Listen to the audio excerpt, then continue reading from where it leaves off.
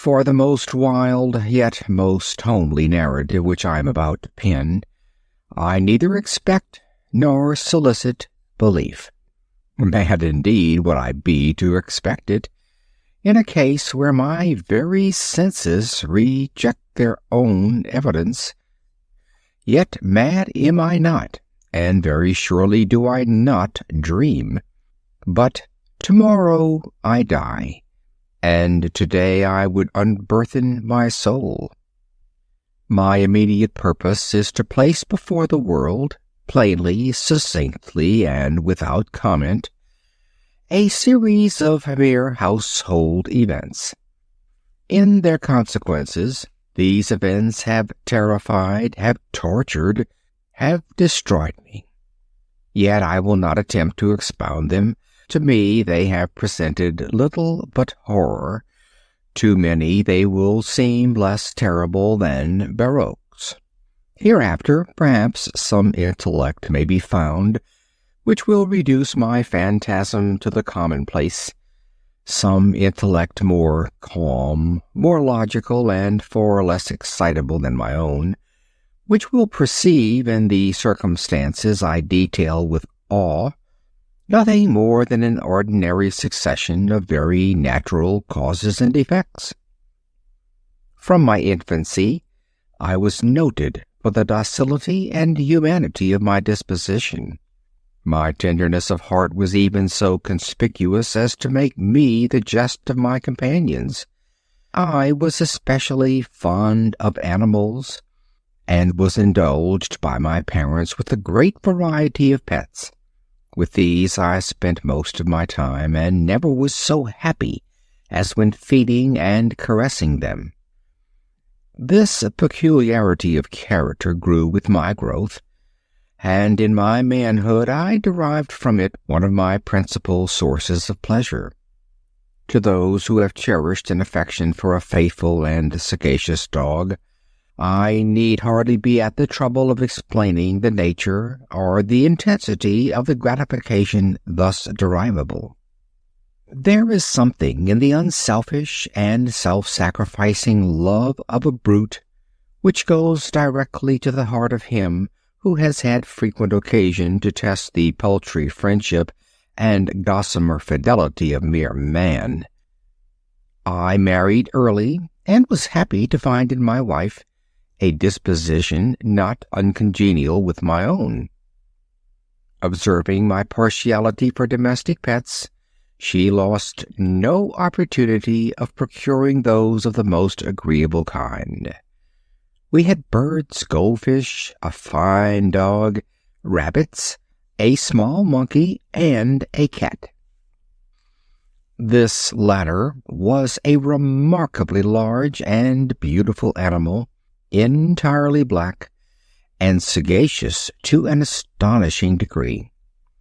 In speaking of his intelligence, my wife, who at heart was not a little tinctured with superstition, made frequent allusion to the ancient popular notion which regarded all black cats as witches in disguise.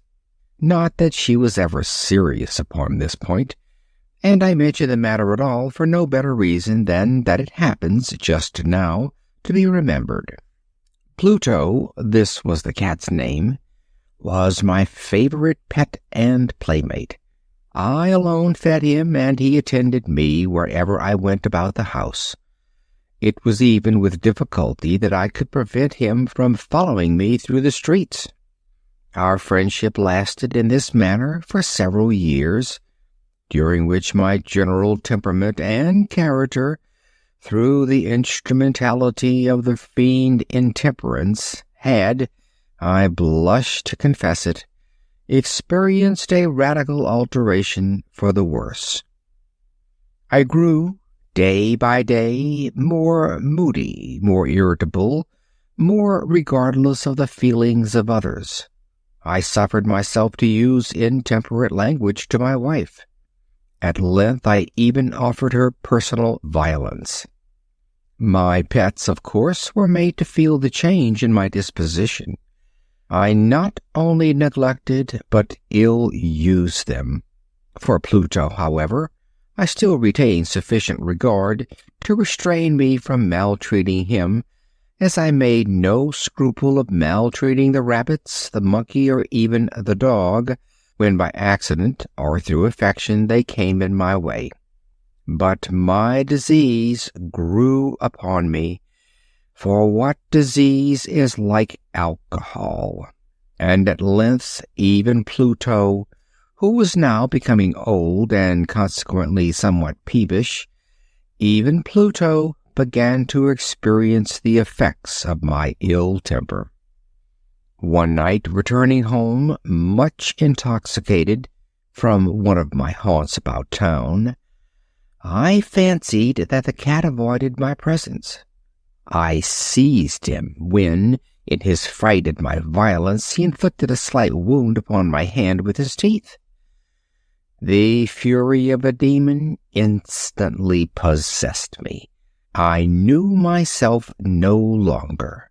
My original soul seemed at once to take its flight from my body, and a more than fiendish malevolence, gin nurtured, thrilled every fibre of my frame.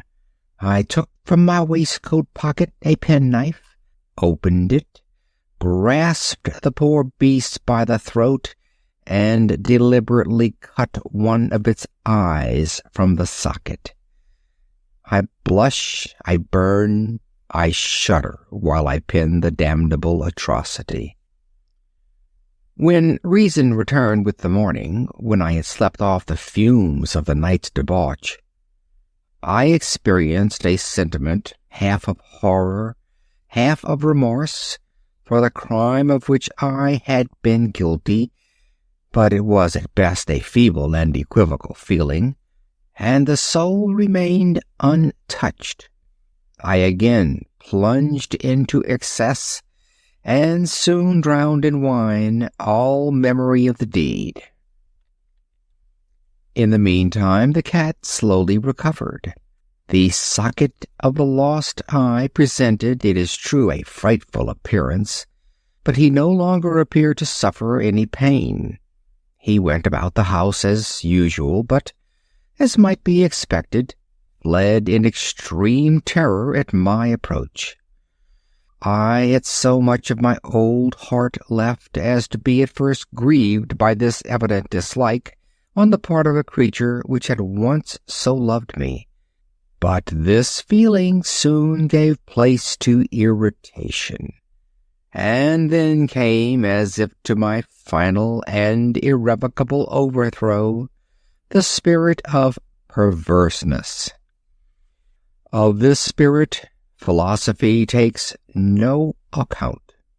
Yet I am not more sure that my soul lives than I am that perverseness is one of the primitive impulses of the human heart, one of the indivisible primary faculties or sentiments which give direction to the character of man.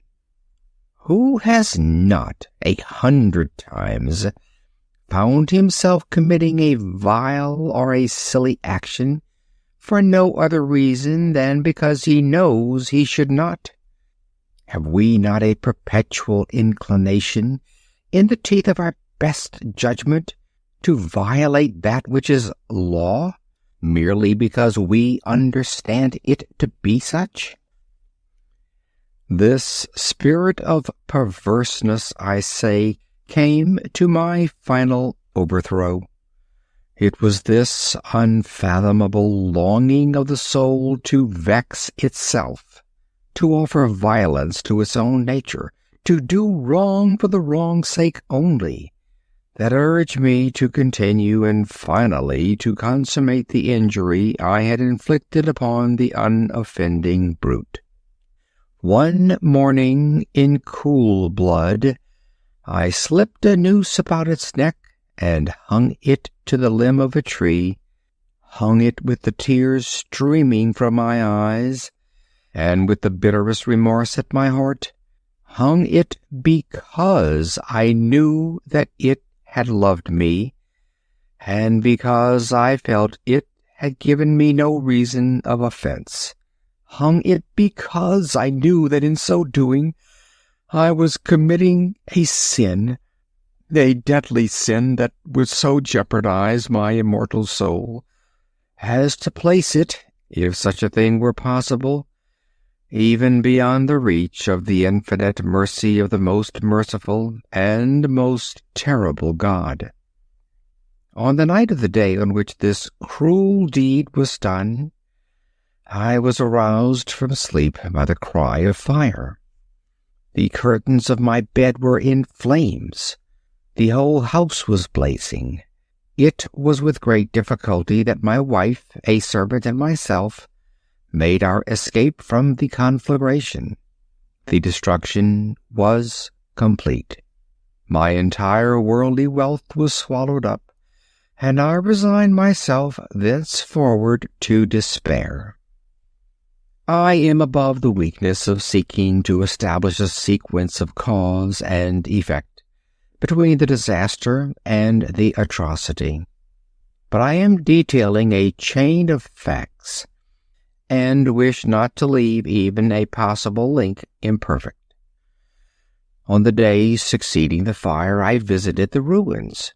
The walls, with one exception, had fallen in.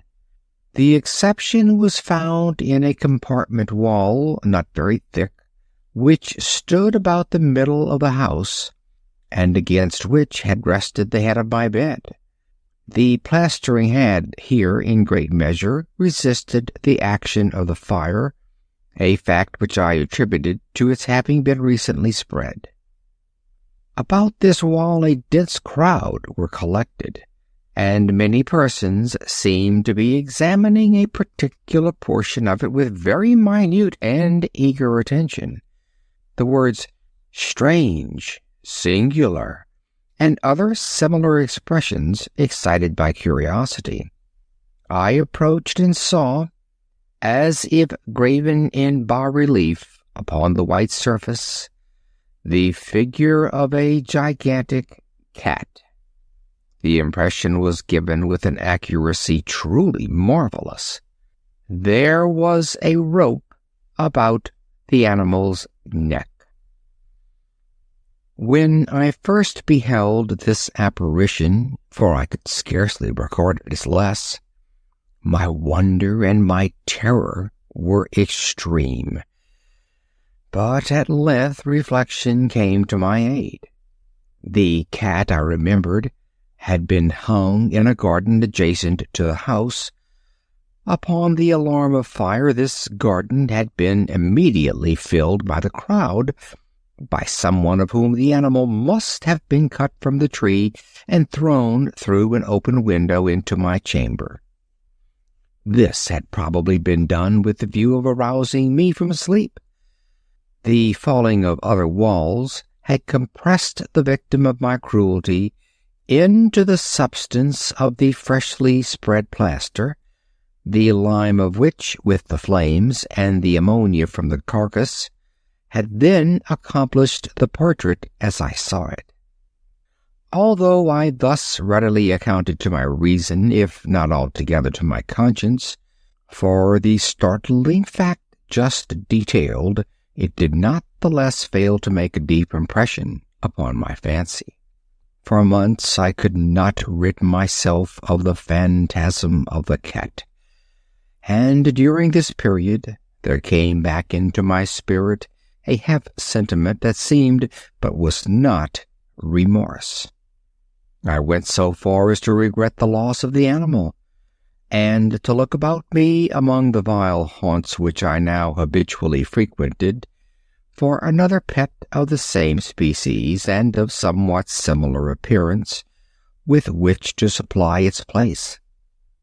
One night, as I sat, half stupefied, in a den of more than infamy, my attention was suddenly drawn to some black object reposing upon the head of one of the immense hogsheads of gin or of rum, which constituted the chief furniture of the apartment. I had been looking steadily at the top of this hogshead for some minutes, and what now caused me surprise was the fact that I had not sooner perceived the object thereupon. I approached it, and touched it with my hand. It was a black cat, a very large one, fully as large as Pluto, and closely resembling him in every respect but one. Pluto had not a white hair upon any portion of his body, but this cat had a large, although indefinite, splotch of white, covering nearly the whole region of the breast. Upon my touching him, he immediately arose, purred loudly, rubbed against my hand, and appeared delighted with my notice. This, then, was the very creature of which I was in search. I at once offered to purchase it of the landlord, but this person made no claim to it, knew nothing of it, had never seen it before.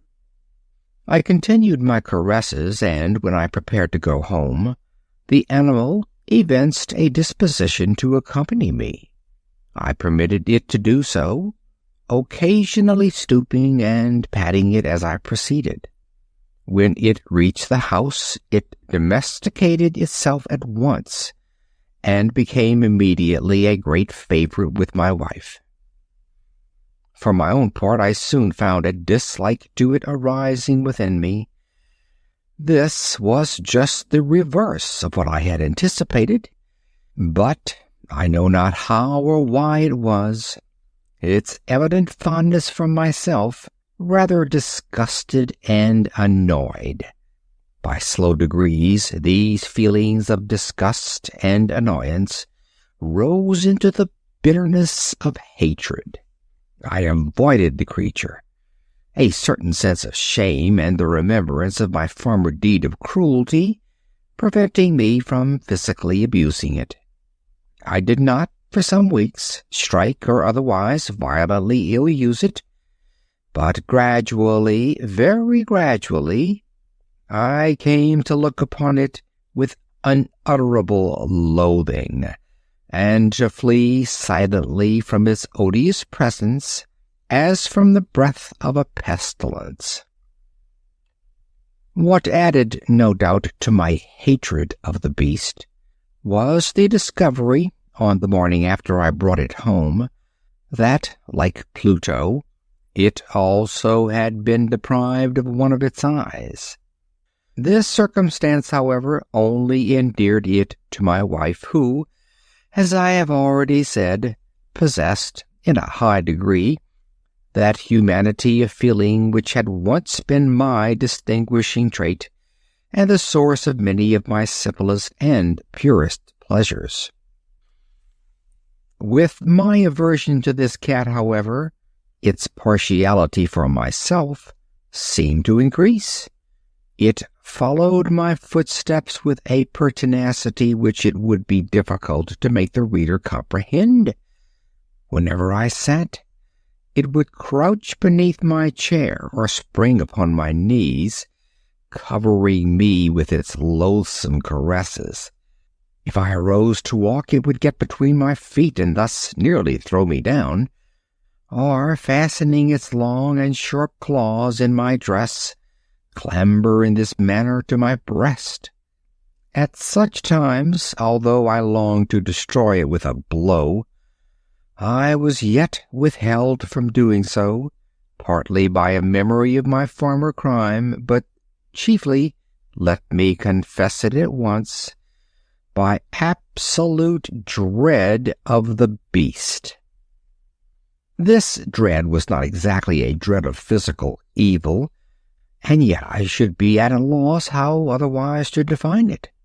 I am almost ashamed to own, yes, even in this felon's cell, I am almost ashamed to own that the terror and horror with which the animal inspired me had been heightened by one of the merest chimeras it would be possible to conceive.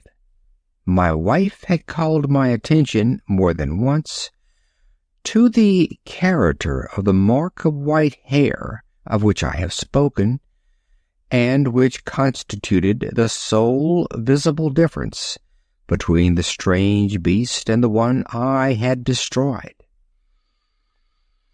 The reader will remember that this mark, although large, had been originally very indefinite, but by slow degrees nearly imperceptible, and which for a long time my reason struggled to reject as fanciful, it had at length assumed a rigorous distinctness of outline.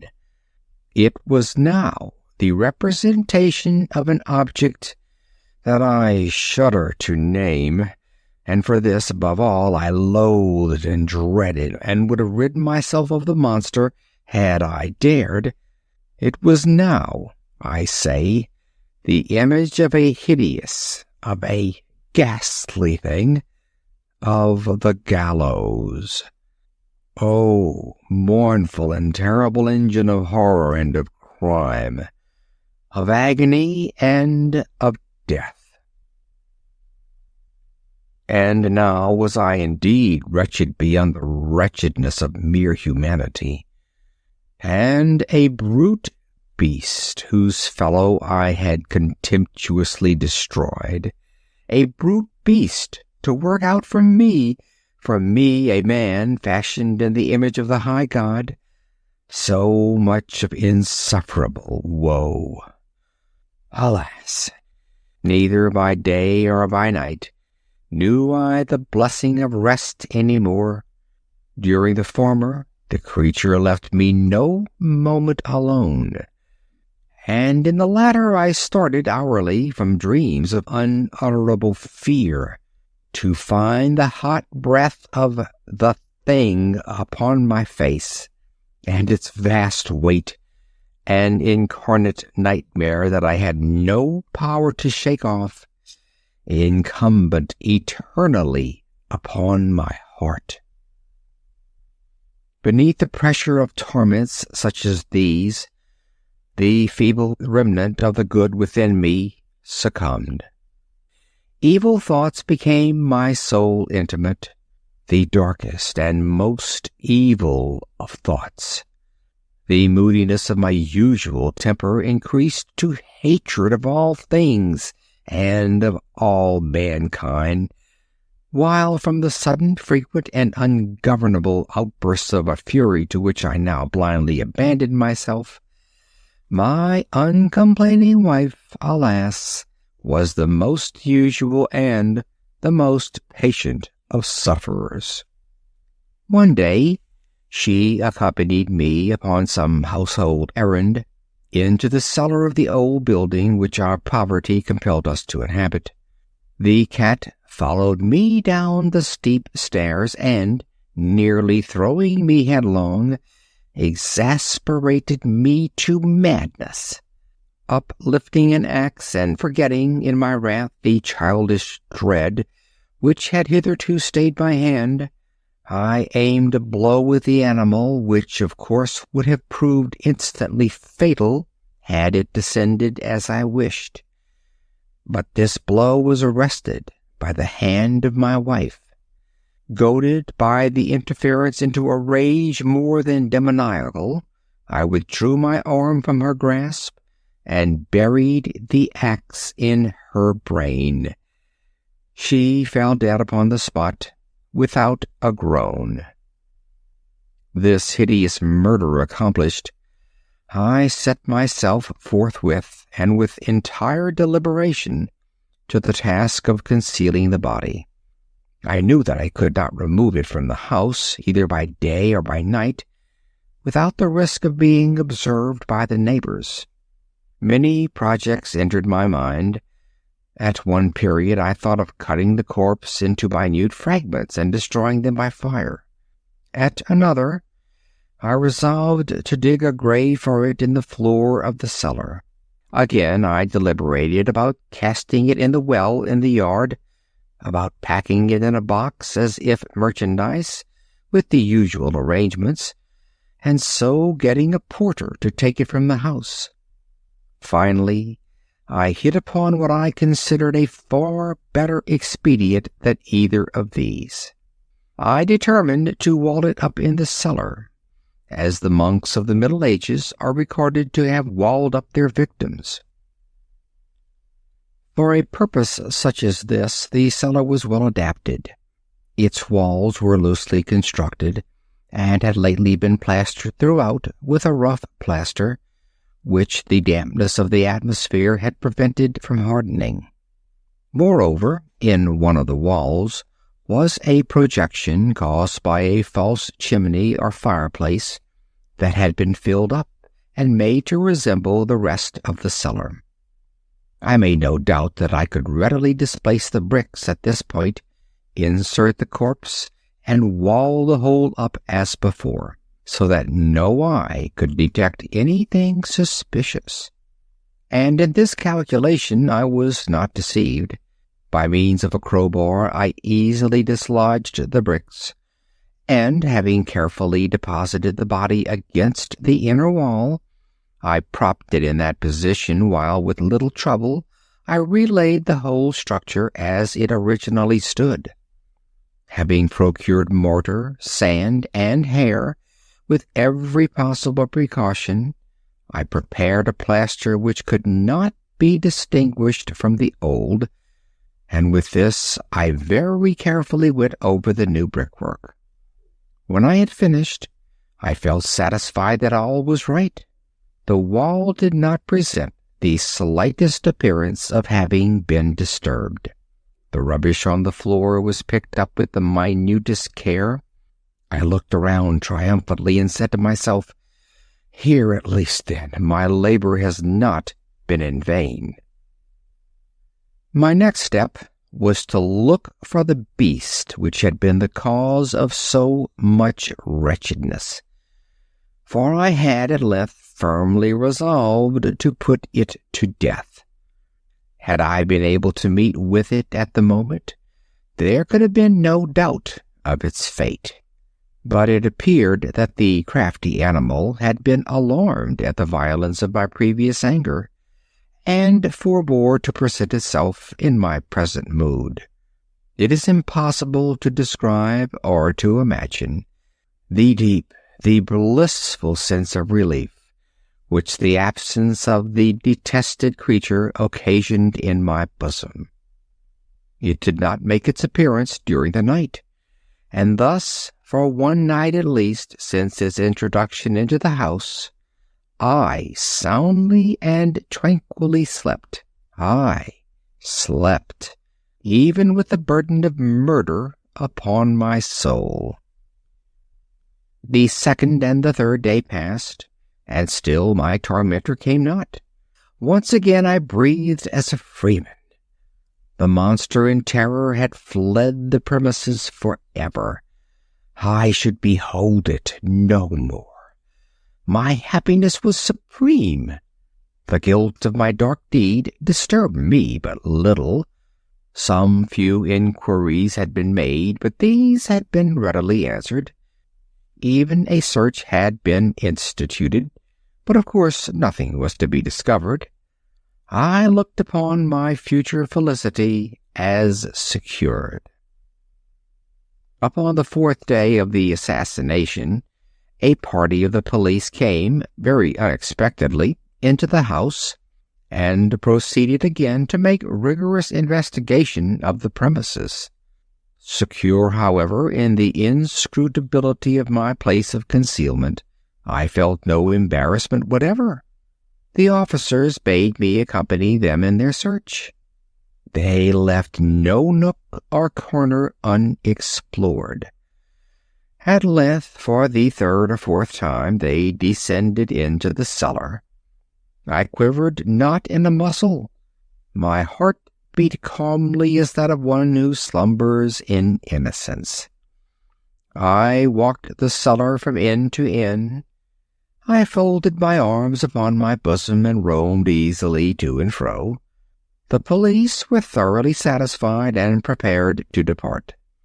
The glee at my heart was too strong to be restrained. I burned to say but one word by way of triumph, and to render doubly sure their assurance of my guiltlessness. "Gentlemen," I said at last, as the party ascended the steps, "I delight to have allayed your suspicions. I wish you all health and a little more courtesy. By the by, gentlemen, this is a very well-constructed house. In the rabid desire to say something easily, I scarcely knew what I uttered at all. I may say an excellently well-constructed house. These walls, are you going, gentlemen? These walls are solidly put together. And here, through the mere frenzy of bravado, I rapped heavily with a cane which I held in my hand, upon that very portion of the brickwork behind which stood the corpse of the wife of my bosom. But may God shield and deliver me from the fangs of the arch-fiend. No sooner had the reverberation of my blows sunk into silence than I was answered by a voice from within the tomb, by a cry, at first muffled and broken, like the sobbing of a child, and then quickly swelling into one long, loud, and continuous scream, utterly anomalous and inhuman, a howl, a wailing shriek, half of horror and half of triumph, such as might have arisen only out of hell, conjointly from the throats of the damned in their agony and of the demons that exult in the damnation. Of my own thoughts it is folly to speak. Swooning, I staggered to the opposite wall. For one instant the party upon the stairs remained motionless, through extremity of terror and of awe. In the next, a dozen stout arms were toiling at the wall. It fell bodily. The corpse, already greatly decayed and clotted with gore, stood erect before the eyes of the spectators. Upon its head, with red extended mouth and solitary eye of fire, sat the hideous beast whose craft had seduced me into murder, and whose informing voice had consigned me to the hangman. I had walled the monster up within the tomb.